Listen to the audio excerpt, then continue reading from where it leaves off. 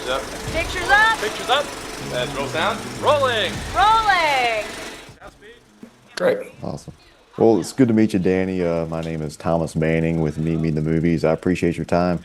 Of course, man. Yeah. I also got to say happy belated birthday. I saw it was your birthday the other day. So yeah, Yeah. yeah, Thanks, man. No, it's crazy time. yeah. I'm sure. Yeah. Well, I'm excited to get right into it, talking Yeah. about Winter. And so Carrie Howley wrote the screenplay, and of course, she has her article in the New York Magazine from 2017. Did you have any familiarity with that article before taking this role, or do you just have more of a general background knowledge on Reality Yeah. Winter? Well, I'd seen glimpses of it on the news, as everyone did, but really it was, and we touched part of this in this movie, that it was mainly on the name. Like all the news clips that I had seen were about like someone's name is Reality Winner. Can you believe that? Instead of what it really was about. And so by the time that the script made its way into my hands, I hadn't. I really wasn't aware of it. And so in prep, I was like, whoa, what the fuck? This is nuts. Um, but then obviously working with creatives that were so close to the source and having her blessing and having just feedback from her, I think was just a beautiful exploration. And Amelia knew so much about her that she was my encyclopedia as well as we were leading up to prep and just talking about the film. So yeah, I by the end of it, I ended up having learned so much. Yeah, and you're working with director Susanna Fogel, and I actually had a great conversation with her last week. So for you, from your standpoint as an actor, what are some aspects of Susanna as a director that stood out to you on this project? What did you notice about her filmmaking voice that Yeah. really guided things along for you? Well, the first thing the first little kernel of something was that when the script came across my hands, my entire team, everyone from CAA, who were my agents, to anonymous content, who were my managers, were like, "You have to do this. She's amazing. Everyone loves working with her." Everything we hear from actors, from creatives. So I was like, "Okay, great." And then I realized, oh, Amelia's worked with her before. And to go back and be led by the same person, I was like, they're both either on the same page on their own, or she's just that amazing that Amelia's like, I'm not letting her go, and vice versa. And so then stepping on set, she's an incredibly compassionate leader. She's a leader that also just, she moves differently and you appreciate her for it. And so she made the process so incredibly easy and collaborative. And yeah, it was a no-brainer. And so by the end of it, you're like, oh, I get it. I was in Calgary for like a couple of weeks and suffering with cold, but she was someone that like you go to bat for. Did you see a Cat Person, their previous film?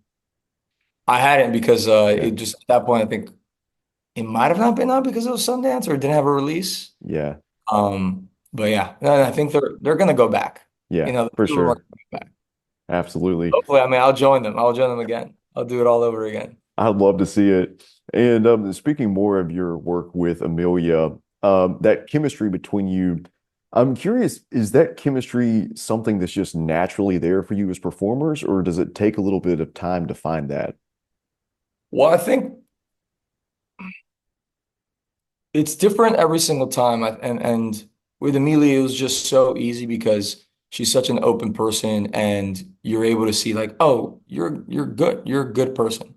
And so within that, building something together, especially since that, and to me, it always helps when the first time they ever meet is a scene, right? We quite literally play out this meet cute um, in real life that like allows you to both understand like, hey, this is a fresh relationship.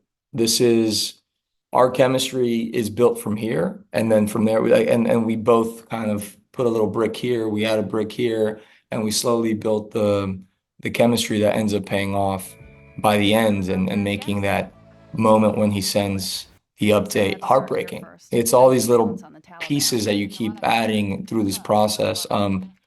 But it's easy when it's with an actress like Amelia Jones. She's a powerhouse. And as for the physical look of your character, Andre, in this film, you've got longer hair, you've got the bun. But I know in other projects you've had shorter hair, and I guess you have shorter hair right now. So for this film, whose decision was that? Was that from Susanna, or was that in the script, or was that your call?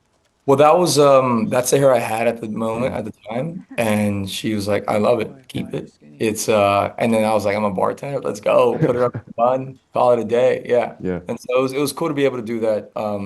Yeah, I had it up to here. I never thought that I was going to be on camera with the hair, unless I was like a period piece and I was riding a horse, right? Like, Yeah. but So does a physical trait like that, give you something as an actor and reveal something to you about your character? yeah, it was. Well, there's. It's like, if you have glasses, sometimes when you're about to go into something, you set them.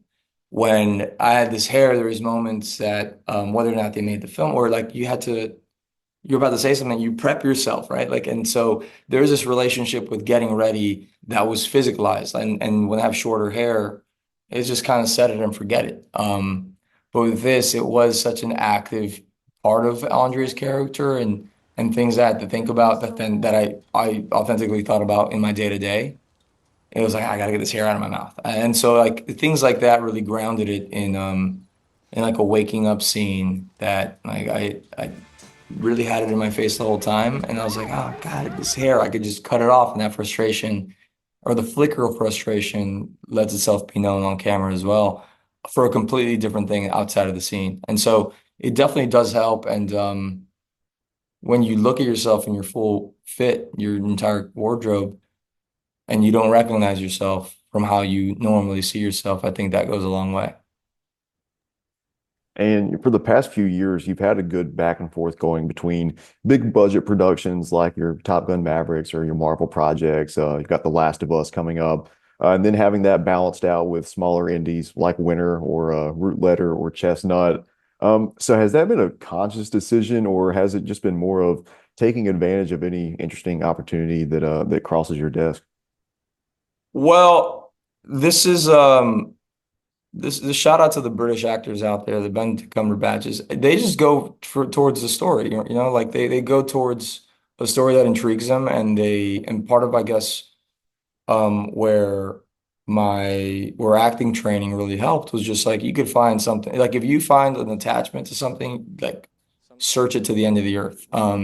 Sometimes it's a miss, sometimes it's a hit, but I think part of that is what keeps it alive, especially with knowing how long it took to film Top Gun and Marvel. It's a different beast in of itself. And so having a contained amount of time to tell as long of a story sometimes helps refresh, like, oh yeah, this is how it feels day to day, scene to scene. And it builds a muscle of cohesion that when you then end up spreading that over 10 months, you're like, okay, I know that we're jumping back and forth through time, but this is what that feeling was when it was all slammed together. Like a movie that I did that was the blessing was in regards to that was No Exit. So No Exit, we shot from scene one to the finale in a row, all slammed in time, and things like that are why I do it. But then also there's a different story at a different scale, and so those sometimes draw different parts of you that I'd like to continue exploring. And so for me, it's not about the budget, but rather creative and what the script itself is meditating on. Yeah, and your Maverick co-star Glenn Powell, he's had quite the year. I think some people have called the past few months the summer of Glenn Oh Powell. boy. Yeah. Yeah. And I know next year, of course, you'll have the new Captain America film, The Last of Us. So here's to hoping that we have the spring of Danny Ramirez coming up. Feel free to take that and run with it. So Thank you, man. Thank you. No, we'll see. We'll see. We'll see. We'll yeah, see. yeah, Yeah. I don't need a season, I just need a couple weekends, you got it. Show up at the movies. I'll be there to support, I promise. So, Appreciate you, man. well, it's been great speaking with you, Danny. I appreciate your time. Congrats on the film, and hopefully we share more conversations in the future about whatever else you got going on. Absolutely, man. Appreciate you. Pleasure meeting you, man. Thanks. You have a good one. See you. All right, guys, pictures up. Pictures up. Pictures up. Let's roll sound. Rolling. Rolling. Sound speed. Camera speed. Awesome. Take two. Mark. And action.